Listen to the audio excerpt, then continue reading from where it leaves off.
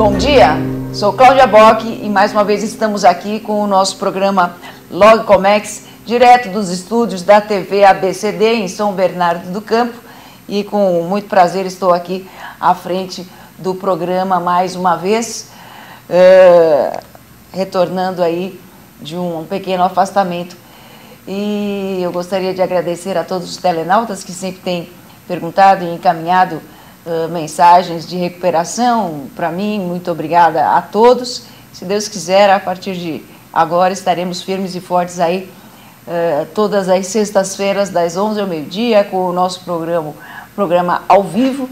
Então encaminhem sempre as suas questões, continuem mandando aí suas sugestões sobre temas, convidados.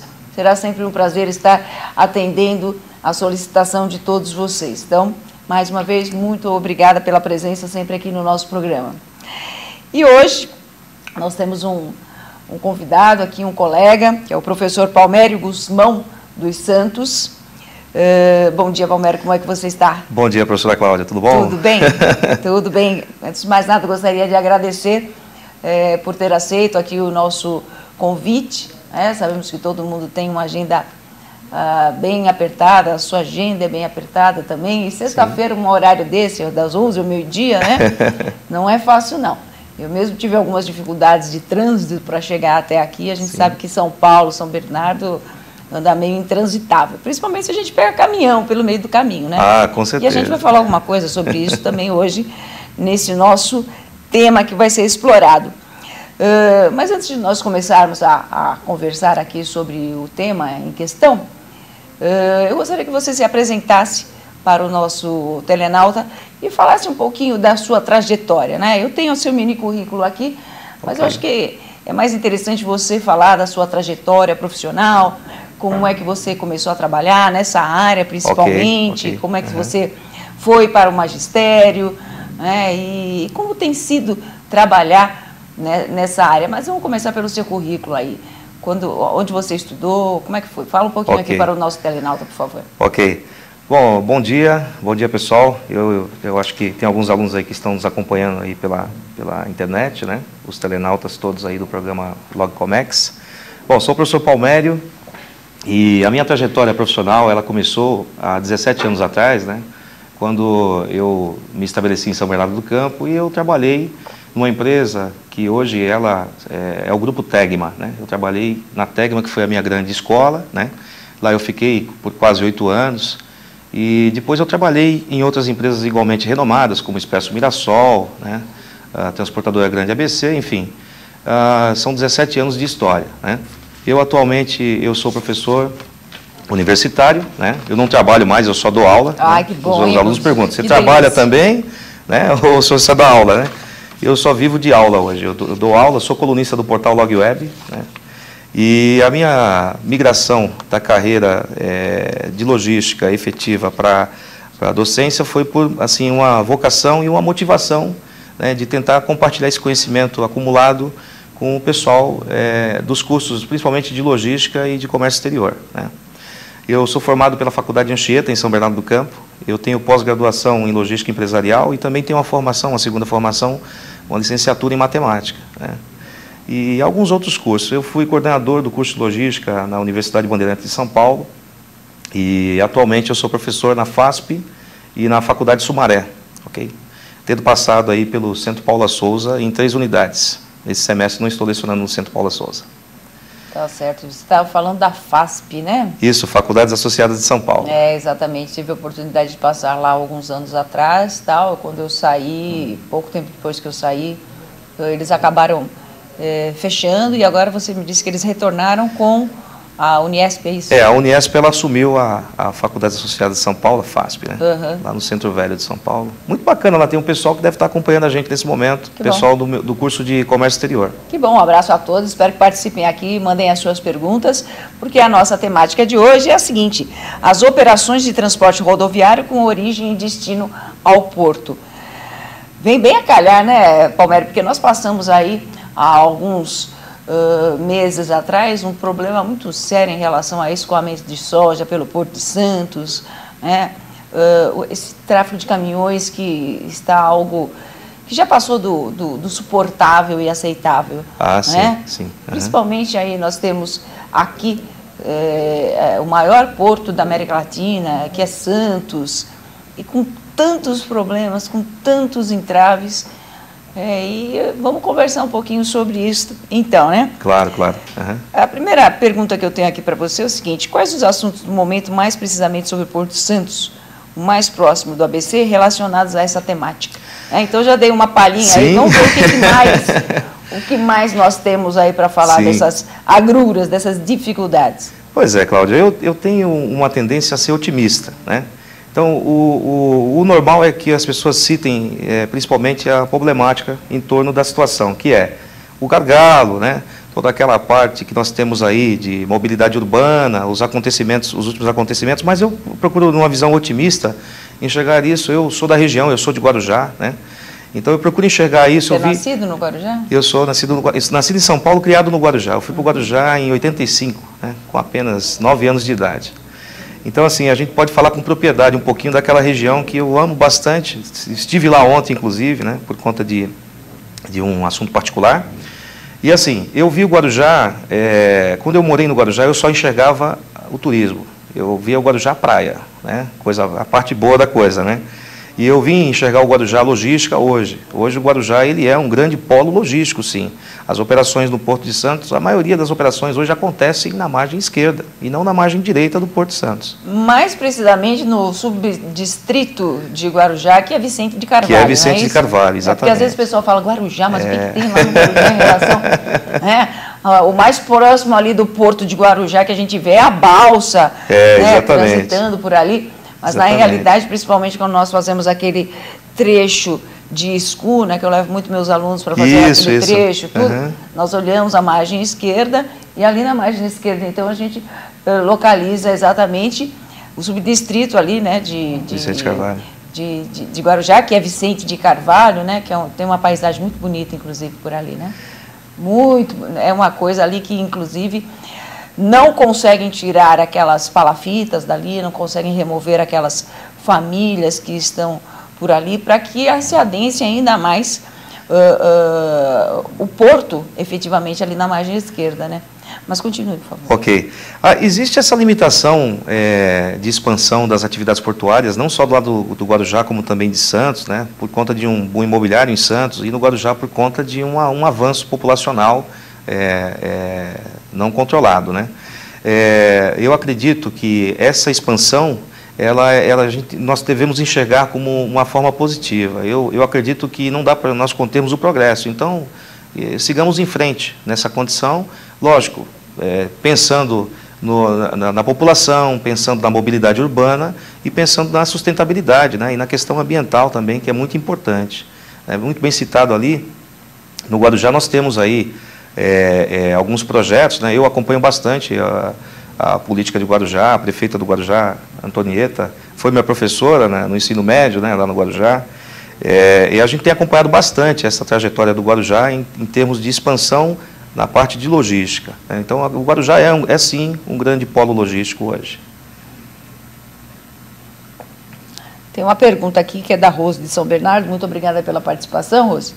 E ela diz o seguinte: quando falamos sobre Porto de Santos, muitas vezes só ouvimos falar de gargalos. Gostaria de saber sobre os benefícios do porto para a população. Muito boa pergunta, Rose. Obrigada. Hein? Ok.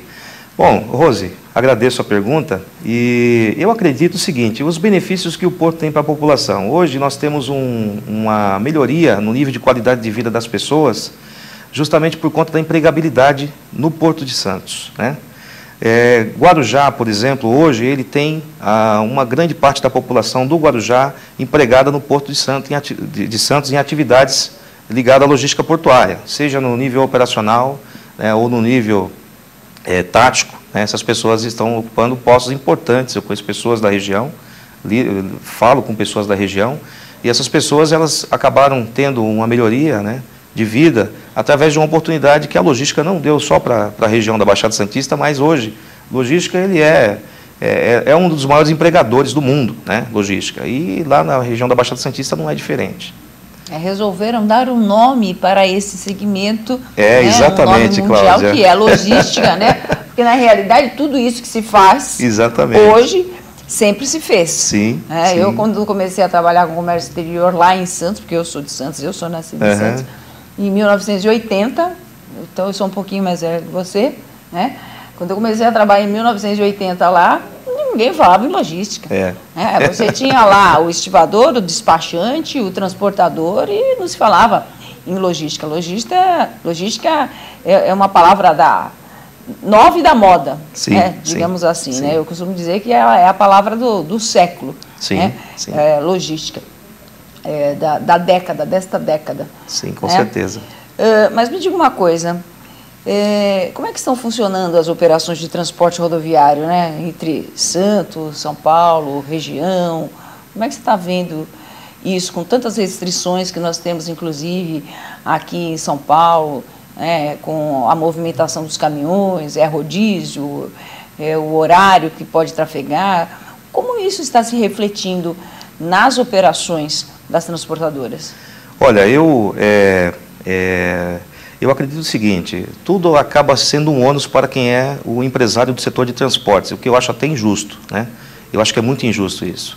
Restrição de circulação, restrição de horário, né? Tem uma restrição que é a restrição física, né? Lá no recebimento das mercadorias, né? Gargalos, principalmente ali no Guarujá, na Rua do Adubo, que é hoje um dos maiores gargalos logísticos do Brasil, né? Nós temos também aí uma condição que ela há de se pensar sobre ela, que é hoje o acesso principal para o Porto de Santos hoje é a Via Anchieta, né? A Via Anchieta hoje ela suportou e sempre. Hoje e sempre, né? Nós não melhoramos nesse ponto, né, Cláudia? Há décadas nós estamos ali tendo o único meio de escoamento aqui do Planalto.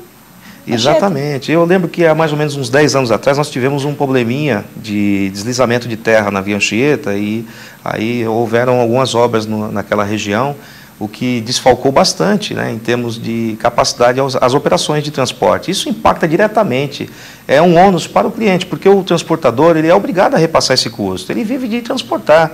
Caminhão parado é prejuízo, caminhão não pode ficar parado. Nós temos aí alguns históricos, hoje circulam cerca de 15 mil caminhões, né, em direção ao Porto de Santos. Quando é época de safra, isso vai para 20, 25 mil. Nós temos aí pessoas esperando em filas, motoristas principalmente, esperando em filas 11 horas para fazer uma operação de descarregamento ou de embarque. Isso é um absurdo, né?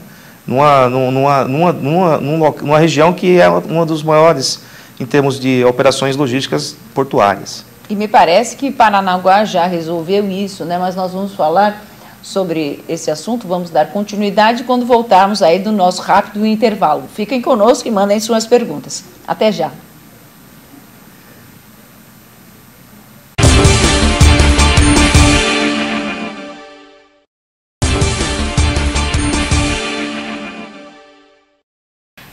Estamos de volta com o nosso programa Logcomex.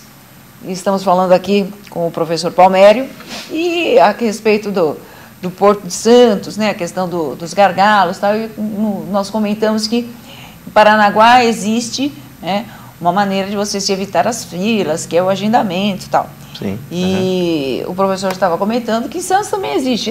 Realmente existe. Né, só que... nós temos aí o agendamento em Santos, ele é independente, cada terminal faz o seu agendamento, né?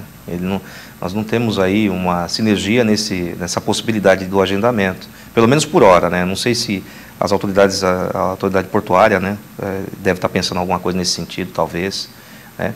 Demandaria um entendimento e talvez uma questão estratégica estaria relacionada a isso, né? Porque em termos de informação, enfim, existem vários fatores que não seria tão fácil fazermos alguma coisa nesse sentido como já existe lá.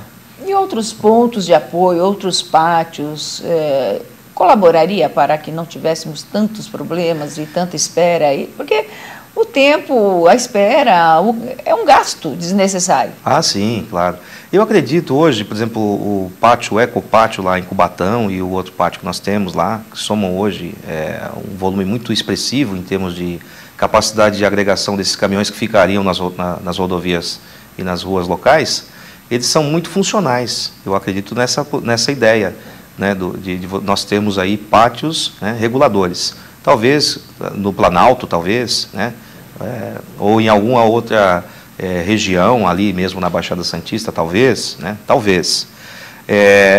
Funciona, o pátio regulador funciona, porque você não tem o caminhão parado na porta do cliente lá sem descarregamento efetivo, e você também não tem o motorista, né, numa condição subjugada, porque o motorista hoje, nossa, ele está numa condição subhumana praticamente, né? O cara fica parado na fila lá para descarregar no Porto de Santos, ele não tem condição adequada de alimentação, de higiene, né? Eu acho que tudo isso poderia ser melhorado. É muito ruim essa condição hoje para o motorista. Poderia ser melhorado, sim. Temos uma pergunta aqui do nosso internauta, o Jardel de Mauá. Obrigado pela participação, Jardel. E ele diz assim, sobre a infraestrutura que já está sendo realizado na região, porque nós sabemos que muita coisa já foi modificada, vários terminais sob concessão, equipamentos novos, tudo, mesmo a construção da perimetral, a pavimentação, né, das vias urbanas ali. Quais os investimentos que têm maior prioridade para a melhoria imediata? Olha, imediata não sei, eu acho temerário falarmos imediato, né? Mas eu acredito que de uma forma ou de outra as cargas chegam no porto. De uma forma ou de outra as cargas chegam. Então nós temos aí meios que facilitam que essas cargas cheguem, ou seja pelo modal rodoviário ou pelo modal ferroviário, essas cargas estão chegando. O que nós não temos é a efetiva recepção das cargas, que talvez fosse um problema. Mas aí também eu penso do lado do operador logístico. Como que eu vou recepcionar cargas se eu não tenho onde colocar essas cargas? Era exatamente o que eu ia perguntar. Como é que fica a produtividade desses terminais? Olha, a produtividade dos terminais está comprometida, né? Nós temos hoje, assim, subjetivamente falando, seria o caminhão virou um armazém e a rodovia virou um estacionamento. É essa a condição que nós temos hoje. Talvez um pátio regulador ou algum outro tipo de terminal, né, que fosse um entreposto entre a chegada na zona primária e a origem, né, da operação, talvez fosse alguma medida assim que fosse rápido de se concretizar. Mas eu não acredito assim em coisas assim. Nós temos que pensar a longo prazo e sermos efetivos e sinérgicos nas ações que nós vamos tomar a longo prazo. Não posso pensar terminal portuário só do ponto de vista do operador logístico. Eu tenho que pensar terminal portuário do ponto de vista da cidade onde está localizado, do entorno, da mobilidade urbana, etc. Então, o que precisaria, na sua opinião, aí em termos de infraestrutura, já lá na Baixada, já na parte mesmo próxima ao porto, o que necessita para que haja aí uma aceleração, né, nesse processo todo aí de carga, descarga, no aumento de produtividade, maior controle por parte dos pátios, dos terminais? Um agendamento efetivo amenizaria bastante já de imediato, né? Mas nós temos que pensar também, a questão é que nós estamos numa região que nós temos muitos problemas de entraves ambientais, né? Então, tudo que... Guarujá tem mais ou menos 120 km² de área, né, e tem boa parte da sua área de manancial, que você não pode... fisicamente você está vendo um espaço, mas você não pode utilizar efetivamente aquele espaço, né? Talvez migrar esses pontos aí, avançados talvez, né, para alguma outra região. Okay? Nós temos a participação do Dionísio de Diadema. Obrigado pela participação, Dionísio. Ele diz o seguinte: eu acho que tudo é mal planejado. Você concorda com isso?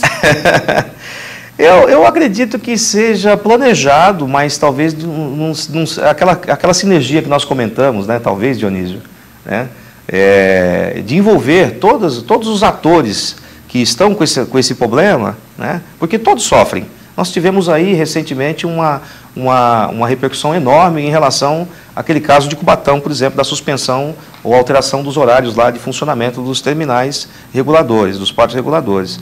Você veja, Cubatão, por exemplo, a tendência de Cubatão é uma cidade industrial, não é uma cidade portuária, é uma cidade industrial, e que tem um ônus também de ter esses caminhões circulando lá pela cidade, né? Então, por que não envolver Cubatão, envolver Praia Grande, São Vicente, envolver Santos, envolver Guarujá, né, num discurso que ele seja coeso, né, e que as ações elas sejam efetivas. Temos a participação da Sueli de São Caetano, e ela pergunta o seguinte: obrigada, hein, Sueli, pela participação. Sobre a situação de nossas estradas, acho que não há um planejamento e um estudo adequado para que melhore qualitativamente. O que se pode esperar para daqui a 10 anos? Ainda estávamos comentando, né, sobre o fiasco que tem sido aí o leilão da gestão das rodovias. Sim, né? sim. E vem a pergunta aqui da Sueli exatamente sobre isso, né? Não há um planejamento, não há um estudo, e o que se esperar para daqui a 10 anos? Não espera 10 anos, não, espera 1 para ver, 2 para ver. Nós estamos aí na iminência de ter a Copa do Mundo, né, depois ter os Jogos Olímpicos e ter mais uma série de eventos, e parece que todas as atenções em relação a eventos estão concentradas nisso, tudo. Só se pensa nisso, só se trabalha em prol disso, mais nada. O outro foco é o que a gente já sabe, toda essa questão de corrupção na política e tal. E o que realmente vai fazer esse país andar, está parado. É verdade. Está parado. Nós não podemos esquecer que o que realmente movimenta o nosso país é a importação e exportação. Exatamente. Não tem jeito. Exatamente. É isso que movimenta o nosso país, é isso que movimenta as nossas relações comerciais, é isso que faz o nosso PIB crescer, certo? É isso que nos faz estarmos tecnologicamente atualizados. Exato. Então, nós somos dependentes do comércio exterior. Muita gente ainda não tem essa noção, né? Não sabe da grandeza que é essa área de comércio exterior e que é muito simples. Para ter essa grandeza, olhe para o passado. Né? Nada melhor do que a gente aprender com a história. Sim. Durante o regime militar, nós tivemos aí a ditadura e o fechamento dos portos. Sim. Nós não podíamos importar, consequentemente, exportar era muito difícil também, porque você não é competitivo, exporta só commodities, coisa que até hoje continuamos a exportar, né, na maior quantidade, mas não tínhamos nem como exportar nada do setor secundário, porque o nosso era sucateado, não era competitivo, certo? Com certeza. E se nós não voltarmos a olhar para essa área que é tão importante, daqui a pouco nós teremos novamente o setor secundário falido, tá certo? Sim. As indústrias sucateadas, não teremos como competir, vamos continuar só exportando commodities, ok? E como é que fica o desenvolvimento do país? Como é que fica o país do futuro, aquele que eu ouço desde criança, que meu pai já ouvia, que meu avô já ouvia, Onde é que fica aí o Brasil celeira do mundo em 2020? Como é que fica a situação do Brasil dentro dos BRICS? Exatamente. Então, tudo isso vai mais do que você falar de comércio exterior, de troca de mercadorias, vem de toda a infraestrutura que você precisa ter para que isso ocorra. Então, Exato. Não é só você ter uma indústria de primeira linha. Nós observamos aí, não vou falar nem de indústria, mas alguns poucos meses perdemos aí um contrato de 600 milhões de dólares de soja para a China, porque nós não tivemos capacidade de entregar a soja, de embarcar. Exatamente. Nós temos que enxergar que logística, a logística internacional, né, que é atrelada aí diretamente às atividades do comércio exterior brasileiro, só vai ser competitivo se nós começarmos a enxergarmos esses pequenos detalhes, porque as coisas pegam no detalhe. É um detalhe, coisa assim, sabe? Tem a fila lá no Guarujá, a fila, né, o gargalo e tal, mas ali tem solução para aquilo, né? E aí você acaba, por conta de um detalhe, você acaba perdendo uma grande negociação como essa, por exemplo. E como é que fica o país perante, né, a uma comunidade? Exatamente, né? Qual é a confiança que você tem de estabelecer novamente um contrato dessa monta, para começar? E o pior é assim, passou a safra, não se fala mais no assunto. Morreu. Ninguém fala em construir silos para armazenar a soja, né? Ninguém fala em fazer um sistema de rodízio, de agendamento, de construção de novos pátios, de ter pátios reguladores. Chegou mais uma pergunta aqui para você explicar um pouquinho mais sobre isso. Ok. Então, assim, passou, né, o fogo, apagou aquele incêndio na hora, não se fala mais no assunto. É verdade. Não é verdade? Não Cai no esquecimento. Cai no esquecimento. Agora, só se vai falar novamente disso quando? Na próxima safra. E a tomada de decisão, ela é baseada em fatos passados. Né? Eu vou buscar em fatos passados, exatamente. Eu tomo decisões assim. Vou buscar em fatos passados o que aconteceu, né? O que eu errei e tal. E aí, em cima disso, é que eu vou tomar alguma decisão. Mas não posso esperar chegar o momento de novo, né? E aí não tem nada... Mas é o que nós estamos verificando toda vez que tem safra de soja. E eu estou pegando apenas um item. É verdade. Apenas um item, que na realidade é o item mais importante, né, para nós em termos da agricultura, que é o que a gente mais exporta, né? Digamos aí que o mundo acaba tendo uma dependência muito grande aí da nossa soja e nós não sabemos tirar vantagem disso. Exatamente. No outro dia ainda conversando com o pessoal dessa área, falando, Cláudia, onde é mais caro plantar soja? Nos Estados Unidos ou no Brasil? Bom, plantar soja, onde é mais caro? Nos Estados Unidos? É mais caro plantar soja nos Estados Unidos, certo? E aonde é mais caro vender a soja? Bom, se você planta mais caro nos Estados Unidos, deve ser mais caro a soja dos Estados Unidos? Não é. Não é, porque existe um item que constitui depois a formação do preço, que é o quê? A questão logística. A nossa logística, ela come 30% do preço de exportação que nós temos em qualquer produto. É muita coisa. Se nós pegarmos o exemplo dos tigres asiáticos, né, que é o quê? Os tigres asiáticos tiveram um grande crescimento por conta de isenção de impostos, por conta de zonas francas, né? E nós não temos infelizmente, implementado uma política voltada para isso aqui no nosso país, né? Nem para escoamento de safra. Palmério, temos que fazer um rápido intervalo, voltamos já, continue mandando as suas perguntas.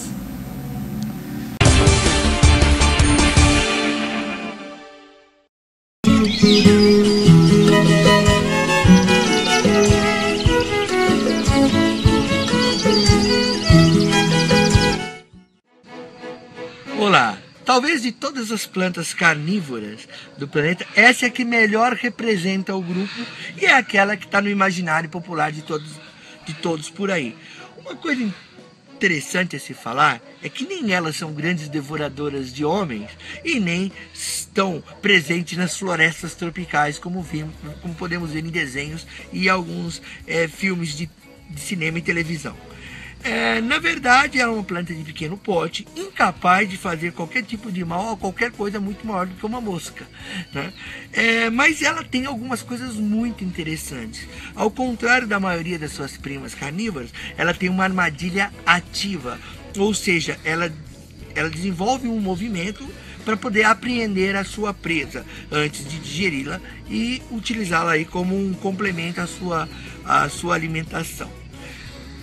Essa armadilha é constituída dessa folha modificada, onde no meio ela tem pelos sensitivos.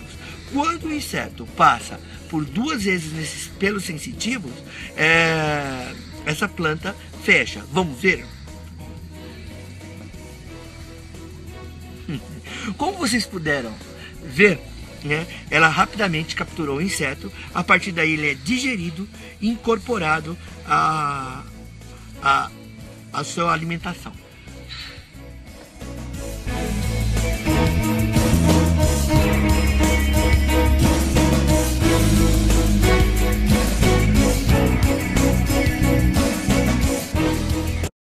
Oi, eu, Heitor Martinez, também estou aqui na TV ABCD. Eu, Cadu Moliterno, também estou na TV ABCD. Olá, eu sou o desenhista Bill e você está na TV ABCD.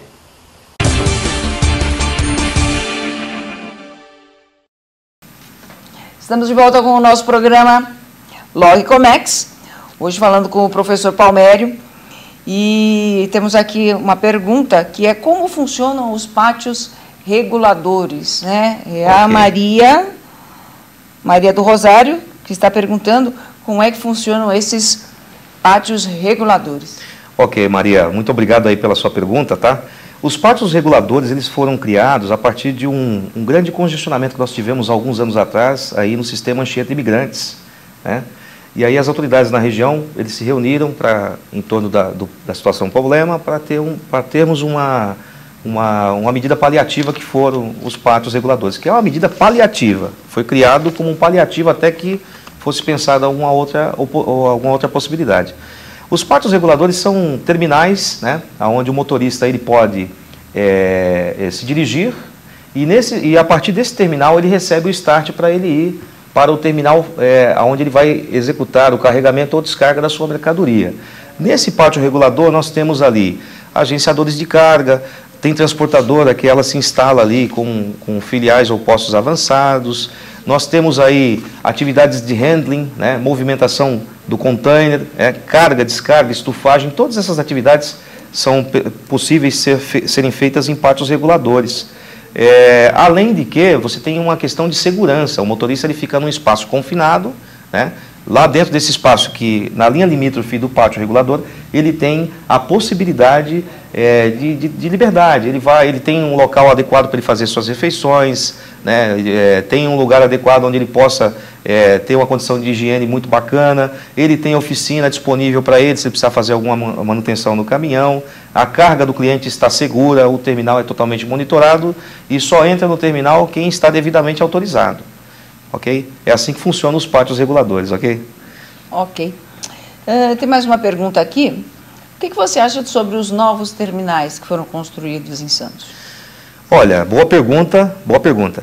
Os novos terminais de Santos, eles têm aí a expectativa de um aumento na capacidade em 50%. Nós temos lá o Terminal Brasil, né, que é localizado lá em Santos. Que são esses lá da Alamoa, né? Da Alamoa, isso. Da Alamoa, que são aqueles ali logo na entrada da cidade e Isso, tal, né? Isso. Tem o Terminal Brasil, na Alamoa, né? Muito bom mesmo o projeto. E temos o Terminal Embraport, que é na Ilha Barnabé, que fica ali, indo para o Guarujá. O acesso é do lado do pedágio do Guarujá. Tem uma avenidinha do lado do pedágio do Guarujá que faz o acesso lá para a Ilha Barnabé, lá que tem esse terminal, que ele é maior do que o Terminal Santos Brasil, que hoje é configurado como o maior da América Latina em termos de capacidade de cargas de container, né? É container também que movimenta? Eles vão movimentar container e outros tipos de carga, agora não me recordo quais os tipos. E eles têm uma vantagem ali no Embraport, que é a possibilidade do acesso à via férrea, né? A via férrea passa praticamente uma parte do terminal. Um projeto muito interessante. Uma coisa que nós precisaríamos estar dinamizando também é a recepção de cargas via transporte ferroviário, né? Porque, obviamente, você tem uma máquina que pode transportar 100 vagões. Você tira 100 caminhões da estrada. Existe uma preocupação dos empresários do setor de transporte rodoviário, né, que seria assim, poxa, eu vou perder o meu filão, eu vou perder a minha oportunidade. Não perde. Não perde. Porque o modal, ele tem que ter a sinergia. O modal rodoviário é o único modal que atende todos os outros modais, né? Exatamente. Você vai transportar no aéreo, você precisa do rodoviário. Você vai transportar no marítimo, você precisa do rodoviário. Você vai transportar no ferroviário, você precisa do rodoviário. Então não tem realmente como nós fazermos assim uma distinção da possibilidade de percas de oportunidades. Eu acho que nós teríamos uma competitividade mais acirrada se isso fosse fato, tá?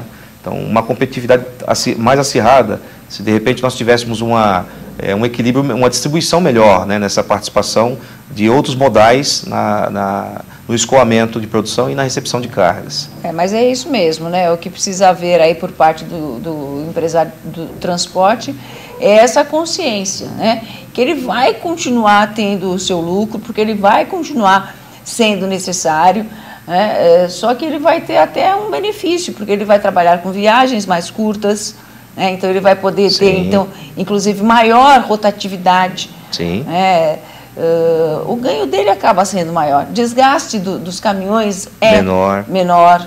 O caminhão não fica imobilizado. Exatamente, o caminhão não fica imobilizado. A questão de seguro vai cair muito. Sim, com certeza. Essa questão de seguro também. Eu acho que nós temos algumas fotos aqui, pedir para a produção colocar também. Okay. E não tem jeito, é o que você falou. É o único transporte door to door. A qualquer hora, se eu tiver a necessidade de transportar uma mercadoria, eu ligo para uma transportadora, meia hora depois está um caminhão na minha porta. É diferente, obviamente, de eu ter que fazer uma reserva de um navio, ou esperar uma aeronave, ou ainda um trem. A gente sabe que é diferente, né? Só que o brasileiro precisa começar a aprender a trabalhar com uma coisa muito básica que é chamada de planejamento. É verdade, é verdade. Né? Planejamento, um planejamento bem feito, ele visa o quê? Principalmente minimizar custo. O que as pessoas têm a ideia de que você perde tempo fazendo planejamento. O tempo que nós dispendiamos no planejamento, nós ganhamos executando. Nós ganhamos na operação. Planejamento é investimento, né? Não tem jeito, né? Temos mais uma participação aqui do Giovanni de Santo André, e ele diz o seguinte: hoje temos mais facilidade em fazer uma faculdade. Pois, enfim, mas como fica a questão da experiência, já que no mercado há muitas vagas em aberto, mas não há mão de obra qualificada? Como as universidades poderiam ajudar os alunos, fora os estágios oferecidos? Giovanni, vamos lá. Eu e o professor, a gente... deixa eu só mostrar aqui, essas fotos aqui. Eu vou pedir que vocês mostrem daqui a pouquinho, eu chamo, tá? Que eu vou fazer uma referência a ela. Eu já peço para vocês colocarem, tá? Vamos responder aqui a pergunta do Giovanni, né, professor? Uhum. A gente sabe realmente falta, né, mão de obra qualificada. E a gente sabe também que, infelizmente, dentro das universidades, nós não conseguimos. Não é porque a universidade não quer, não é porque o professor não quer, não é porque falta boa vontade, não é nada disso, né? É porque realmente o tempo é pouco. Exatamente. Não é isso? O tempo é pouco. E eu tenho alunos recolocados, né, no mercado ou inseridos no mercado de trabalho através de indicações minhas, né? Eu indiquei porque fui procurado por alguma empresa tal. A verdade é a seguinte: olha só, nós temos um grande contingente de pessoas jovens desempregadas hoje, ou que não conseguiram se estabelecer no mercado de trabalho. Impossível que não tenha uma família só aqui nesse país, que não tenha alguém dentro da família que tenha essa condição. Seja qualquer classe social que a pessoa pertença, ela tem essa dificuldade. Eu acho que o processo ficou mais acirrado, né? A competitividade está aí, né? Então, esse é um fator. O outro fator é aquele de que eu acredito que as indústrias deveriam abrir mais oportunidades para quem está estudando, né? Elas deveriam ter uma proximidade maior com a universidade, uma proximidade maior com as faculdades, no sentido de nós tentarmos amenizar essa carência, que é fato, isso é fato hoje, né? Nós não temos hoje como absorver toda a massa que é qualificada nas universidades. Isso é fato, não é pensar pequeno, é fato. Okay? Então, talvez promovermos alguma atividade com as empresas, né? E que a empresa também não enxergue a pessoa que é o estagiário como apenas um executor de tarefa, né? Então, às vezes as empresas elas contratam o estagiário de logística ou de comércio exterior, e aí aquela pessoa é uma mão de obra barata. Tem que perder essa conotação de mão de obra barata. Não é mão de obra barata. O cara que está estagiando, o aluno que está estagiando, ele tem que entrar na empresa para aprender, né? Por quê? É melhor para você, empresário. Esse aluno será o seu profissional fidelizado na tua organização. No futuro ele vai vestir a tua camisa, vai defender a sua bandeira. E na realidade, na empresa, no dia a dia, que ele acaba conquistando essa qualificação. Sim, claro. A teoria, né, eu costumo dizer que a teoria não qualifica ninguém. Não. Certo? A teoria ela é muito bonita ali no papel e tal, mas a qualificação vem a partir do momento que você pode efetivamente colocar aquela teoria na prática. Cláudia, porque a teoria sem prática não tem valor nenhum. Cláudia, uma coisa também bacana de citar. Os alunos têm que ponderar. Você está querendo entrar na área de logística ou na área de comércio exterior? Não apareceu aquela oportunidade para você ser trainee da multinacional, apareceu numa empresa pequena de comércio exterior. Gente, tem cada empresa pequenininha que fatura tanto aqui. Né? E é onde você aprende mais. Aonde você aprende mais, vai ter contato com todos os processos, né? Então você tem que ponderar também. Com todas tem que abrir mão, né, dessa questão aí de status e começar a encarar, arregaçar as mangas e ir à luta, meu. Né? Eu, por exemplo, quando eu comecei por baixo. Eu pilotei empilhadeira, eu dirigi caminhão, eu carreguei caixa nas costas. Entendeu? Eu acho que isso não é demérito para ninguém. Eu aprendi muito com isso. A gente aprende muito com isso. Tá? O problema é que o que a gente vê nas faculdades, principalmente, é assim: o garoto começou a estudar ontem e ele já quer ser gerente. É verdade. Ele já quer ser o gestor, né? Ou quer ser o supervisor da área, e ele não aceita muito ali a a opinião dos seus superiores, ele já acha que só porque está na faculdade ele Exatamente. já... Né? E não é assim que a coisa funciona. Isso tem sido uma coisa que cada vez mais nós temos percebido. A instituição que você estuda hoje, ela ainda tem uma certa importância, né, para a abertura de oportunidades. Mas isso não é só o diferencial. O diferencial é você, enquanto profissional. Você chegou no mercado, né, se apresentou, sabe, se despiu de qualquer vaidade, foi lá, aceitou lá aquela condição que não é a condição que você queria, não é a condição que o seu colega conseguiu, né? Eu tenho certeza, se você pensar do jeito que eu estou falando aqui, as coisas vão começar a melhorar para você. Exatamente, né? E nessa questão aí de empresas pequenas, você acaba passando por todas as etapas do processo, né? Você tem contato com tudo. Eu, por exemplo, comecei também a trabalhar com despachante aduaneiro, então fazia toda aquela parte final, né, do despacho, pagamento de DI, de declaração de importação, enfim, uma série de coisas. Eu era a secretária, eu era auxiliar de escritório e era a office girl. Porque tinha que ir para a rua, tinha que fazer as coisas e tal. Então, você tem que fazer tudo dentro de uma estrutura pequena. Com certeza. Então, o teu aprendizado, a tua qualificação, ela fica ainda melhor. E aí você fica mais competitivo, né? Exatamente. Você sabe todas as etapas do processo. Exatamente. Aí a sua competitividade acaba vindo exatamente por aí. Agora, a gente não pode esquecer, né, pessoal, que o que eu sempre digo também para os meus alunos em sala de aula.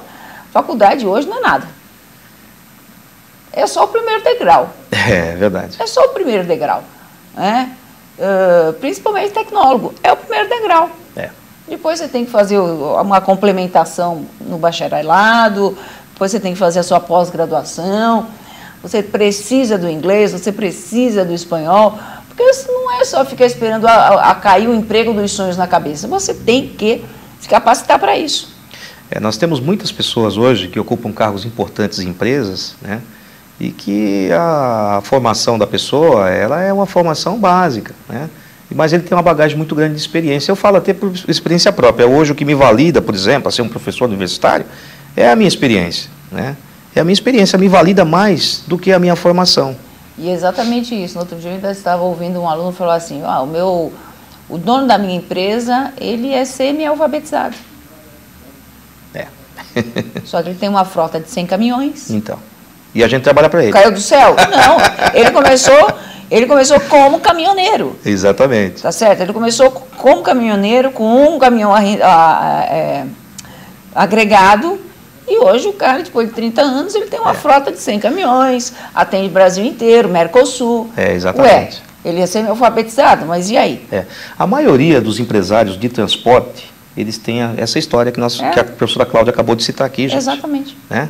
Mas a pessoa acredita, ela começa a fazer alguma coisa. Ela começa a fazer. Senão você fica postergando. Tem que ser empreendedor. E aí você nunca começa nada efetivamente. Exatamente. Temos mais uma participação aqui do Bruno Santos. Ele diz o seguinte: não adianta investir na melhoria e qualidade do modal rodoviário, se não for feita uma campanha de conscientização e de educação por parte da população. Todos precisamos fazer a nossa parte. O que você acha? Eu acho que... Eu não entendi muito bem. Todos temos que fazer a nossa parte, mas em relação ao quê, Bruno?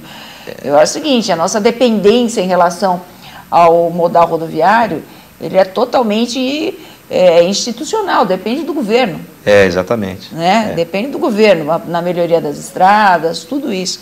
Mas, enfim, Palmério, nosso programa chegou ao fim, gostaria que você se despedisse. E depois do Palmério se despedir, eu gostaria que vocês colocassem aqueles 2 folders que nós temos, tá? Para eu fazer um comentário rapidinho, por favor.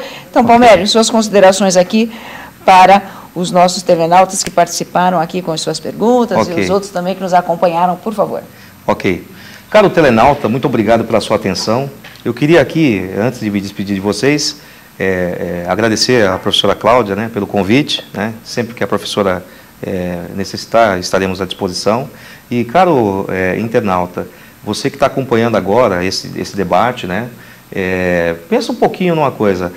Qual que é a parcela que você contribui? Qual que é a parcela que você contribui nesse processo? Né? Porque nós todos contribuímos de alguma maneira, né? Seja como consumidores ou seja, como executores de alguma atividade voltada para o comércio exterior e para a logística. Ok? Um abraço para todos vocês. Obrigada, professor. E nosso telenauta gostaria de fazer aqui uma chamada rapidamente, né, para nossas visitas técnicas elaboradas e realizadas pela BOC Consulting, né, nossas visitas técnicas à BMF, Bovespa, fazendo um circuito também cultural pelo centro de São Paulo. Quem tiver interesse em participar, faça contato com a BOC Consulting pelo nosso site www.bocconsulting.com.br. Além dessa visita técnica à Bovespa, nós também temos no outro slide aí a visita técnica ao Porto de Santos também. Pode mandar o outro slide, por favor. E a BOC Consulting promove uma série de visitas técnicas para o Porto de Paranaguá, para Vale do Rio Doce, para Barra Bonita, para conhecermos lá as eclusas do Rio Tietê, né? Exatamente. Estivemos lá com o pessoal da FATEC mês passado, muito bacana lá, bonito exatamente. Lá. Bonito. Então, todos os alunos que tiverem interesse de fazer esse tipo de visita técnica, faça contato conosco, né? Entrem no nosso site, vejam as visitas que nós já realizamos no www.bocconsulting.com.br. Mais uma vez agradeço a participação de todos vocês. Se Deus quiser, estaremos aqui ao vivo na próxima sexta-feira com mais um convidado, tá certo? Para levarmos informações relevantes para vocês sobre logística e comércio exterior. Um abraço a todos e bom final de semana. Até!